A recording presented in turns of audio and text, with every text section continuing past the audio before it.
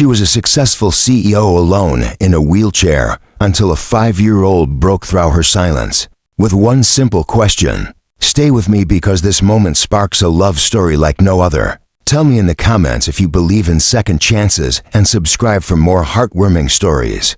Under the sharp fluorescent lights of Seattle-Tacoma Airport, Alexandra Wynne sat in her wheelchair near gate C-12. Her navy blazer pulled tight across her shoulders as if fabric alone could shield her from the emptiness of a long delay. The boardroom confidence that made her rising star in the healthcare technology world seemed far away now, dimmed by 3 silent hours of waiting. She tapped her manicured fingers against the armrest, checked her phone again, and found nothing but the hollow reflection of her own face staring back. No calls, no messages. Just her. Successful, polished, and completely alone. She told herself she didn't mind. This was part of the life she'd built. Flights delayed, deals waiting. Conversations are measured and scheduled. Yet in that moment, with theater mile emptying out around her, she felt smaller than she had in years, like a girl stranded in a space far too big. A child's voice broke the silence. "Daddy, why is that lady all by herself?" Alexandra's head lifted. Standing a few feet away was a little girl with springy curls and bright green eyes, tugging at her father's sleeve. The man, tall and broad-shouldered in a faded blue shirt, looked mortified. He crouched quickly, whispering, trying to hush his daughter's words. But the sound was already there, cutting through Alexandra's carefully constructed walls. "It's all right," Alexandra said, surprising herself with how quickly her voice leapt forward. Her tone, usually measured, softened against the child's simple curiosity. The girl tilted her head, unbothered by the embarrassment on her father's face. She stepped closer, fearless in the way only a 5-year-old could be. "I'm Mia," she announced. "Why are you sitting here all by yourself?" Something inside Alexandra cracked, not broken. More like a sealed window opening after years of being shut tight. No one in her world ever asked her questions that directly. People spoke around her, careful not to mention the wheelchair, careful not to dig too close to loneliness. Yet here was this child holding out honesty like a gift. "I'm Alexandra," she said, her voice gentler now, "and I'm just waiting for my plane, just like you." The man stepped forward, his cheeks still flushed. "I'm sorry, ma'am. She's just very curious." Alexandra studied his face. There was kindness in it, weathered by life, with eyes that carried the same warmth as his daughter's. "Please don't apologize," she said. "It's refreshing." He hesitated, then extended his hand. "David Morales, and this is my very curious daughter." Mia, her fingers slid into his, and in that ordinary handshake, Alexandra felt something unfamiliar ripple through her. A reminder that even in a place as transient as an airport, connection could find you when you least expected it. The little girl's question still hung in the air, not just about this moment, but about her life. Why was she always sitting here by herself? And maybe, just maybe, tonight she wouldn't have to. David pulled a worn backpack closer to his feet, as if the simple motion might steady him in this moment that had grown unexpectedly personal. He cleared his throat before speaking, his voice carrying the weight of truths he hadn't planned to share with a stranger in an airport. "We're moving to Boston," he said quietly. "Starting fresh. Maya's beginning kindergarten there next week." He paused, eyes flicking toward his daughter, who was now perched comfortably on the seat beside Alexandra's chair. "We left Albuquerque. It was time." There was something in his tone, an unfinished sentence, a shadow behind the words that Alexandra understood without needing him to explain further. The ring line on his finger, pale against the tan of his hand, told its own story. She didn't press. But Mia, with the unfiltered honesty of childhood, filled the silence. "Mommy's in heaven," she said matter-of-factly, her small curls bouncing as she nodded, as if confirming a fact everyone should know. "Daddy says we have to be brave for her." Alexandra felt the air shift. She had walked into countless negotiations where silence was a weapon, but this pause carried something different. It was fragile, sacred. She looked at the man beside her, his jaw tight, his eye steady on his daughter as though her courage was the only anchor he had left. "I'm sorry," Alexandra said softly, the words sincere carrying more weight than polite condolences. She was used to offering at business dinners. David gave a small nod, one that spoke of gratitude, but also exhaustion. "It's been 8 months," he admitted, his voice rough. "Some days are easier than others." Moving closer to her grandmother in Boston felt like the right choice. Mia needs family around her. Mia leaned forward, her eyes sparkling with the same curiosity that had pulled Alexandra out of her solitude. Minutes earlier, "Are you rich?" she blurted. "You have really shiny jewelry." David's face turned crimson, his hand reaching out as if he could physically reel the words back. "Mia, that's not polite." But Alexandra laughed, an honest sound that startled even herself. It had been months since laughter had risen naturally from her chest. "I suppose I am," she answered, still smiling. "Does that bother you?" Mia scrunched her nose, thinking hard, then shook her head. "Not really. But if you're rich, why don't you have friends here in the movies?" Rich people always have lots of friends. The question landed like a stone in Alexandra's chest. She had faced corporate rivals, hostile investors, entire rooms of people waiting for her to falter. Yet nothing pierced as deeply as that innocent observation. Chef out of the penthouse in Seattle with its glass walls and silent halls. She thought of the calendar filled with meetings, but empty of connection. "Sometimes," she said carefully, choosing words as if she were balancing on a fragile bridge, "when you work very hard for a long time, you forget to make time for friends." Her gaze drifted to David. He wasn't watching her with judgment, but with a quiet understanding she hadn't expected from someone she'd just met. He sat close enough to catch his daughter if she slipped, yet far enough to let her explore on her own. It struck Alexandra as a kind of wisdom she had never mastered, holding on without holding back. For the first time in years, Alexandra felt something stir in the emptiness she'd grown accustomed to. It wasn't pity she sensed from them. It wasn't admiration for her title or her bank account. It was something simple, something rare, connection. And in that echo of shared honesty, the first crack appeared in the walls she had built so high around herself. The loudspeaker crackled overhead, announcing yet another delay. Alexandra let out a soft breath, half a sigh, half a laugh at the absurdity of how time seemed to stretch inside airports. Mia slumped against her father's arm, impatient in the way only children can be. "This is taking forever," she groaned. David opened the backpack at his feet, pulling out a worn picture book. "We can read another story while we wait," he said gently, his tone practiced, comforting. Alexandra found herself watching, oddly fascinated by the simple tenderness of the moment. No boardroom strategy, no negotiation, just a father making waiting bearable for his child. "What kind of work do you do?" David asked after settling Mia with the book, his voice careful, respectful. Alexandra hesitated. She was used to this question leading into judgment, calculation, or the inevitable request for a favor. But something about his steady gaze invited honesty. "I run a healthcare technology company," she said, Winmatech. "We design software systems for hospitals, records management, patient tracking, and accessibility features." David nodded, interested rather than impressed. "That's important work." He paused, his fingers running along the spine of the book. "I've been in construction most of my life back in Albuquerque. I specialized in home renovations." He hesitated before adding, "Mostly accessibility modifications. After my sister's accident, I had to learn fast. She's been in a wheelchair for 10 years. Alexandra's head tilted. Accessibility. The word came out sharper than she intended. Her curiosity caught off guard. He nodded. "Ramps, widened doorways, bathrooms that actually work. Kitchens designed so someone in a chair can reach the counters without a fight. Not just following codes, but paying attention to how people really move where they struggle, where fatigue sets in." For the first time all evening, Alexandra felt her chest tighten, not from loneliness, but from recognition. She leaned slightly forward, her eyes narrowing in the way she did when someone said something unexpectedly insightful. "Most contractors don't get that," she said. "They design by the book, by the regulations." David gave a half smile. "And the regulations are written by people who've never spent a day in a wheelchair." The words struck her like a bell ringing in a quiet room.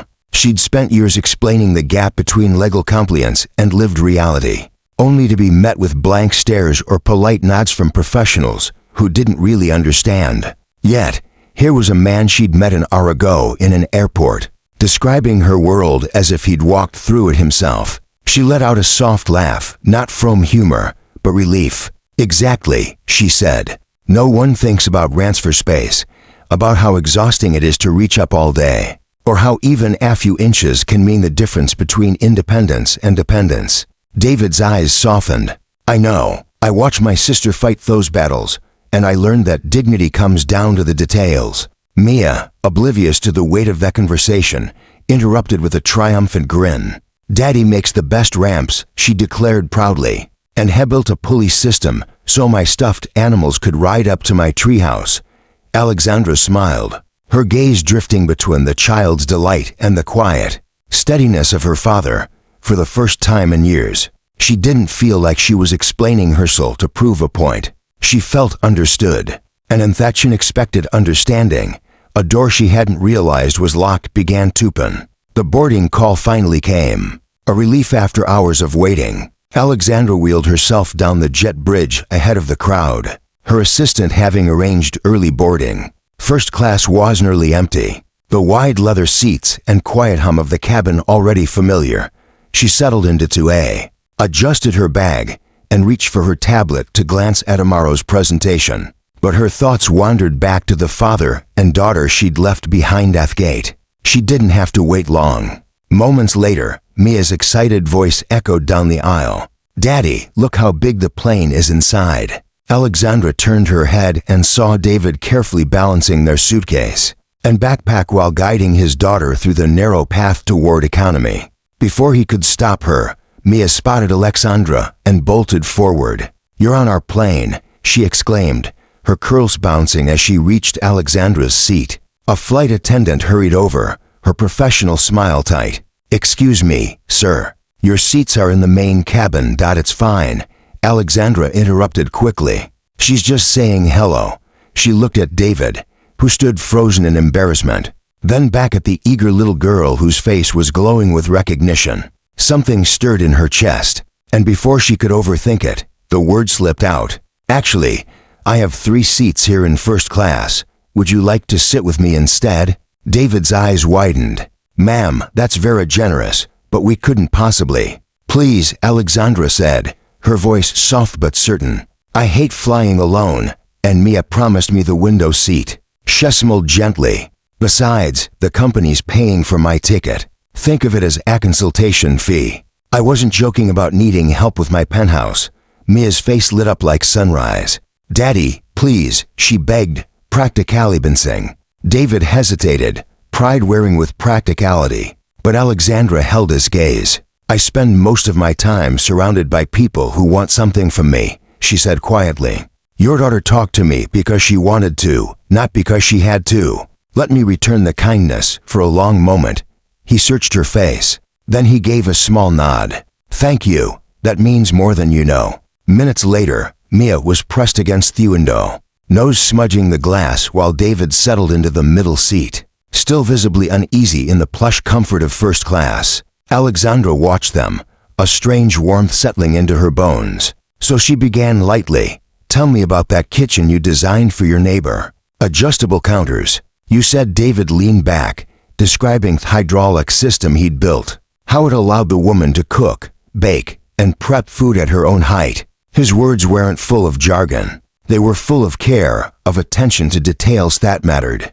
Alexandra found herself listening intently, more engaged by his description of pull-down shelving and widened doorways than she'd ever been by a glossy presentation. Mia, still gazing out at the shrinking city lights, turned suddenly. Mommy would have liked this, she said softly. She used to say kitchens are the heart of a house. David's hand rested gently on his daughter's shoulder, his silence heavy with memory. Alexandra felt her throat tighten. She wanted to reach across the space to offer something, comfort perhaps, or simply presence. For years, she had lived inside a fortress of glass and steel, admired but untouched, respected but isolated. Now sitting beside a single father and his daughter, listening to stories of kitchens and tree houses, she felt something she hadn't in so long she almost didn't recognize it. It was the quiet, steady sense of belonging, a stuff for the first time in years. She wasn't traveling alone. Boston greeted them with the kind of chill that seeps into your bones. The night air sharp as they stepped off the plane. Alexandra's driver was waiting, but she lingered near the gate, watching as David gathered their bags, and Mia bounced with excitement at the sight of a small woman waiting just beyond security. Grandma Mia squealed, running into the arms of Carmen Alvarez, who spun her granddaughter in a circle before pulling David into a fierce embrace. "Mijo, you look too thin. I'm going to fix that right away." When David introduced Alexandra, Carmen stepped forward without hesitation, her warmth as immediate as sunlight. "Any friend of my son and granddaughter is family here," she said, grasping Alexandra's hand. "Do you have somewhere to stay?" "I have a hotel reservation downtown," Alexandra answered politely. Carmen waved the words away as though brushing crumbs from a table. "Nonsense. You come to dinner tomorrow, 7 o'clock. I'll make enchiladas. They will change your life." Before Alexandra could protest, Maya tugged on her sleeve, eyes wide with determination. "You have to come. Grandma's enchiladas are famous. She won a contest once." And just like that, Alexandra heard herself agree. The next evening, she found herself wheeling up the small ramp David had built that afternoon. A temporary fix, but sturdy, leading into a modest two-story house in a quiet neighborhood. The moment she crossed the threshold, the aroma of cumin, garlic, and warm tortillas wrapped around her like a hug. Boxes were stacked in corners, evidence of our recent move.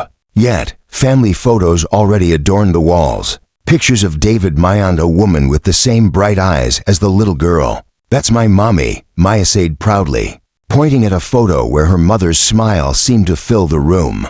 "Daddy says she would have liked you." Alexandra felt her throat tighten. "She looks like she was wonderful." "She was," David replied softly, his gaze lingering on the picture before Carmen bustled them all toward the kitchen. The table was set with mismatched plates and cloth napkins, steam rising from dishes that looked like works of art. Carmen insisted on serving them herself, layering enchiladas with rich red sauce, rice, and fresh guacamole. As they settled, Carmen bowed her head. "Let us thank God for new beginnings," she said in Spanish. Mia added her own prayer in a small but steady voice, thanking God for her grandma, her daddy, and our new friend, Alexandra. The words landed deep in Alexandra's chest, filling a space she hadn't even known was hollow. She picked up her fork, took her first bite, and nearly laughed at the explosion of flavor. Layers of spice and warmth that carried more love than any catered meal she'd eaten in a penthouse. Conversation flowed easily. Mia described her plans for kindergarten with bright-eyed excitement. David spoke key-off renovation ideas for their new home, and Carmen shared stories of the neighborhood, her voice alive with history and affection. Alexandra listened, spoke when invited, and lauded more freely than she had in years. It wasn't the meal that overwhelmed her, though it was extraordinary. It was the way the room felt, chaotic and warm, voices overlapping, love woven into every detail. For so long, she had dined in silence, with only the clink of silverware echoing through her penthouse. Here at this crowded table, she tasted not just food but belonging. And as Mia proudly slid a plate off cookies toward her and whispered, "Eat 3 or I'll be sad," Alexandra realized she hadn't just been invited to dinner. She had been invited into something far rarer, a family. Seattle's skyline shimmered against the glass walls of Alexandra Wynn's penthouse, the city lights scattering like diamonds across Elliott Bay. She had stood in this space 1,000 times, the marble floors and crystal chandelier once symbols of victory. But tonight, as she waited for David and Mia to arrive, she saw the rooms differently. Beautiful, yes, but cold. A stage set instead of When the elevator doors opened, David stepped out, his daughter's hand tucked in his. He paused, taking in the soaring ceilings and polished surfaces. A flicker of awe quickly replaced by professional focus. "Emma wasn't kidding about the Tower Princess," he said softly. Though his eyes were already scanning details with a builder's precision, Alexandra smiled. "Then tell me, Mr. Morales, what does this princess's tower get wrong?" He didn't hesitate, pulling a measuring tape from his bag. David moved through the kitchen, testing counter heights, opening cabinets, checking clearances. "These counters are too high for daily use. You need variable height sections, hydraulic lifts so you can prep, cook, and serve without strain. The pantry shelves, they're decorative at best. You'd need pull-down mechanisms so everything is within reach. She followed him into the master suite. The bathroom looks sleek, but the layout ignores transfer space. You'd be fighting with angles every morning. Closet design. Forget independence. It assumes you have full vertical reach. Alexandra laughed, though the frustration in it was real. Feed developers swore it was accessible, but they never asked anyone who actually lives in a chair. David straightened, his voice steady, because most design is about meeting codes, not meeting lives. But it can be different. It should be different. They walked out onto the balcony, the city stretching wide beneath them. The air was cool, scented faintly with salt and pine. Alexandra rested her hands on the railing, her gaze lingering on the mountains beyond. For a moment, she let the silence stretch heavy with everything unspoken between them. You see what's broken here, she said finally. Not just in these rooms, but in the way the world thinks about accessibility. And you see how to fix it. She turned toward him, her eye sharp, but vulnerable. I want to offer you more than a consultation, David. I want you to lead a new division at Win MedTech. Accessible design, homes, offices, public spaces, solutions that work for real people. Not just for blueprints. His brow furrowed, the offer hanging in the night air. You're serious? Completely. Alexandra answered. $200,000 a year, full relocation package. A chance to build something the industry hasn't dared to imagine. Her voice softened. And maybe more than that. A chance not to be alone anymore. David exhaled, the weight of her words settling between them behind the glass doors. Mia's laughter floated from the living room, innocent and bright. Alexandra felt her throat tighten. You don't have to decide tonight, she said, her voice barely above a whisper. But know this, I'm not just asking you to fix my home. I'm asking you to help me build a life that finally makes sense. For the first time in years, the penthouse no longer felt like a tower. It felt like the beginning of something new. The weekend passed in a blur off measurements, sketches, and late-night conversations that stretched until dawn. Alexandra watched David move through her penthouse with a confidence that wasn't arrogance, but care. Every detail hinted was for her comfort, every suggestion born of thoughtfulness. It was unlike anything she'd ever experienced from the architects and contractors, who treated her home as a project instead of an extension of her life. On the last evening, they sat together on the balcony, the city glittering beneath them. Alexandra cradled a mug of tea while David leaned back, his hands folded loosely, his eyes fixed on the skyline. For a long time, neither spoke. Then Hedrond, his voice low but certain. I didn't expect this, he said. Not just work you. I thought moving to Boston would be the start of our healing. But somewhere between that airport and this tower, I realized I've started to feel something I didn't think was possible again. Alexandra's breath caught, her heart stumbling at the quiet honesty of his words. He wasn't a man of polished speeches, yet every syllable rang true. She set down her mug, her hands trembling slightly. You don't have to say that out of gratitude, she whispered. I'm not, David replied. His gaze held hers steadily. Mia calls you the princess in the tower. She talks about you like you're already part of her world. And the truth is, I want you to be. The words hung between them, fragile but powerful. Alexandra felt something open in her chest, a warmth she hadn't dared to hope for years. She had been admired, respected, even envied, but never chosen, never wanted simply for herself. When David and Mia returned to Boston, the conversations continued. Nightly phone calls turned into plans, and plans turned into decisions. One evening, at Carmen's dining table, David laid out the choice. Mom, Alexandra wants me to head this new division. She wants us to move to Seattle. Carmen's hand stilled over her embroidery. That's a big change. Mijo, I know, David said, his voice steady. But it feels right. She's offering more than a job. She's offering a future. And Mia, she already sees Alexandra's family. Mia, perched on the chair beside her grandmother, chimed in with the blunt certainty of a child. I want to live in the tower with the princess. And Daddy says Seattle has mountains. We can make new memories there. Carmen looked at her granddaughter, then back at her son. Slowly, she smiled. Then maybe it's time not to forget Maria.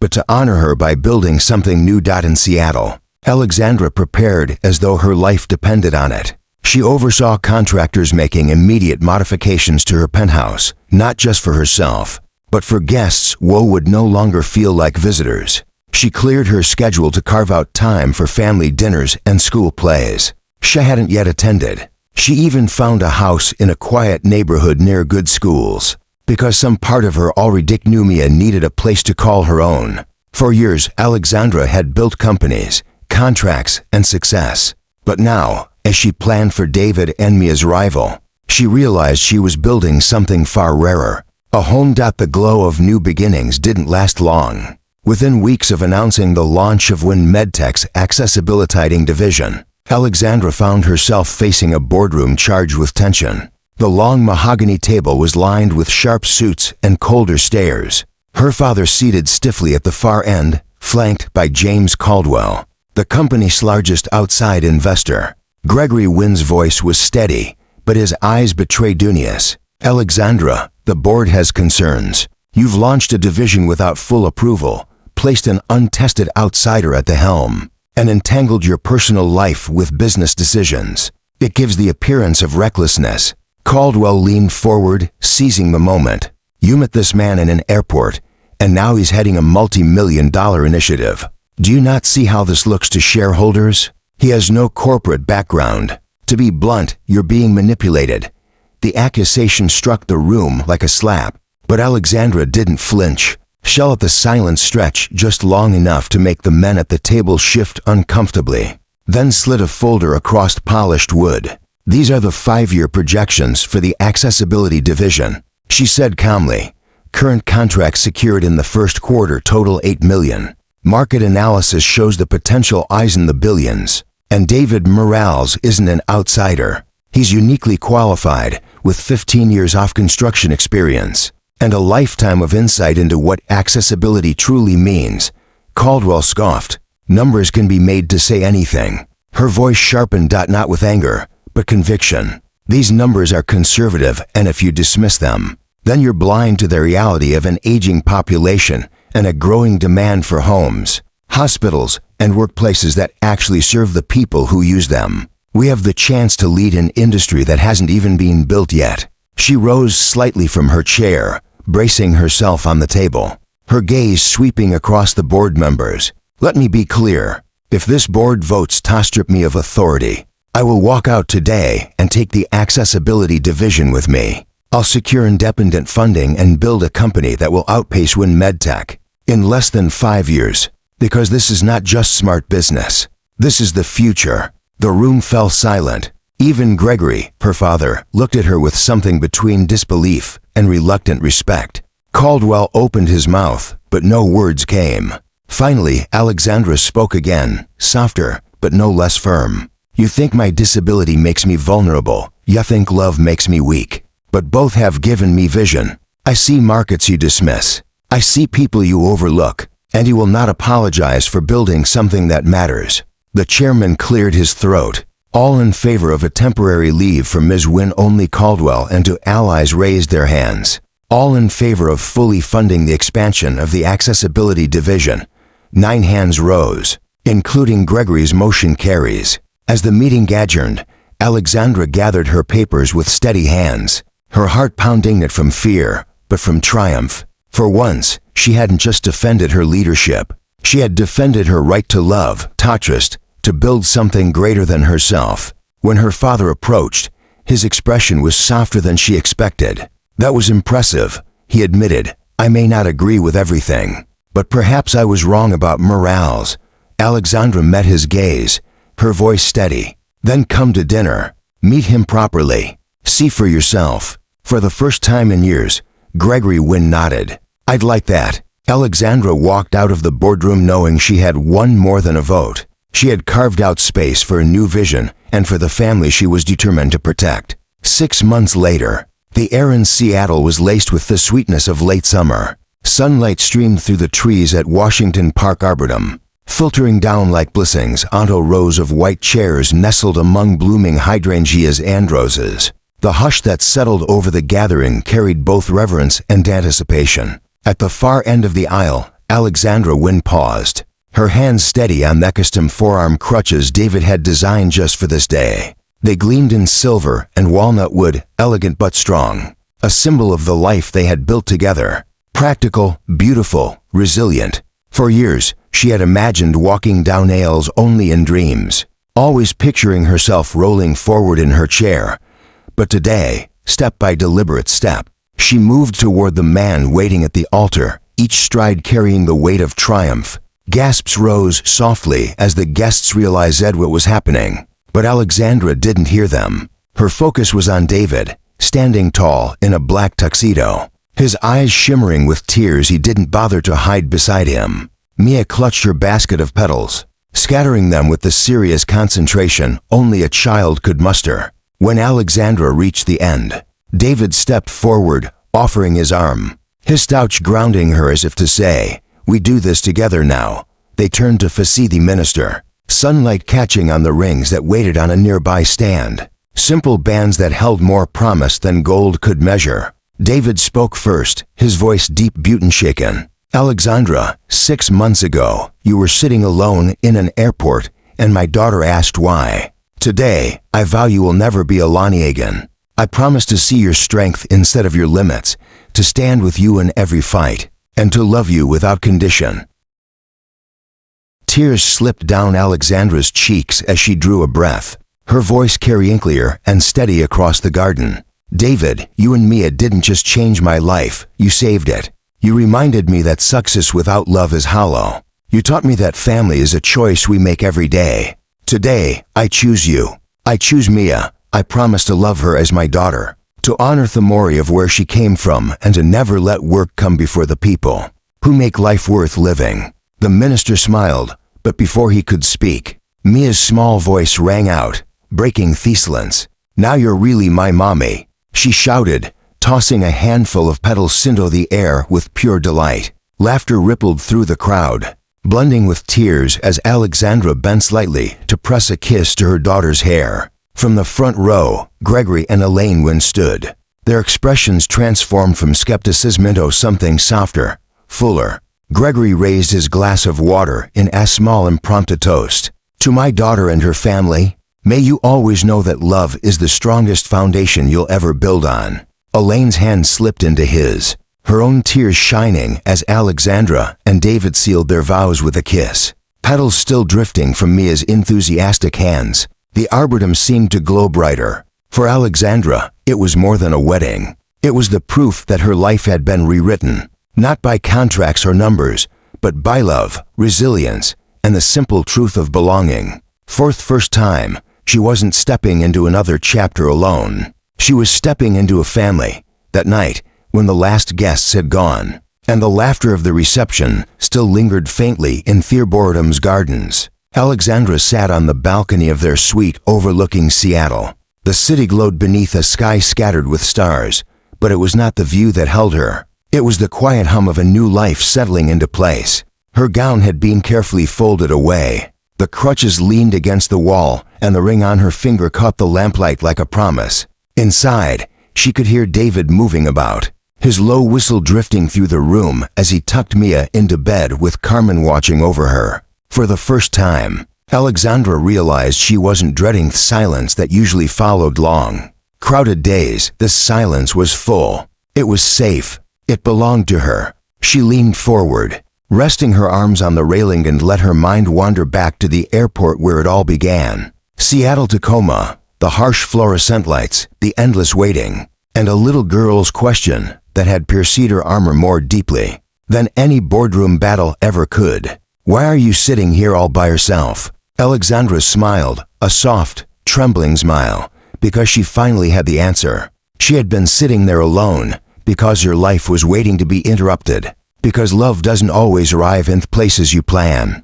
It finds you in the pauses, in the delays, in the spaces between what you thought you wanted and what you truly need. From that waiting area to this wedding night, the journey felt like a lifetime. She had gone from contracts and projections to bedtime stories and enchiladas, from sterile meetings to family prayers whispered before dinner. She had learned that success is not measured in market share, but in the weight of a child's arms around your neck, the warmth of a partner's steady hand in yours.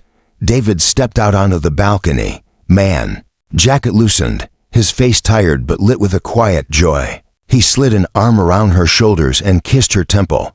What are you thinking?" he asked. She turned to him, her eyes glistening. "That I'll never be alone again. That a 5-year-old changed my life with one question. That everything I thought mattered feels so small compared to this."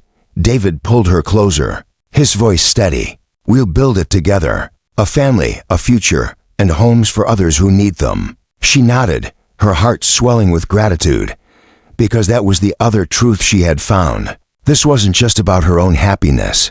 It was about a mission larger than herself, creating spaces where no one had to feel limited, where dignity was built into every wall and doorway. As the city lights shimmered and the night settled around them, Alexandra rested her head against David's shoulder. The girl who had once been trapped in a tower of glass and steel had stepped into a life of love, belonging, and purpose. She thought again of Mia's voice, so clear and unafraid in the quiet of Thearport Terminal. "Why are you sitting here all by yourself tonight?" Alexandra knew she never would again. And that was the most beautiful answer of all.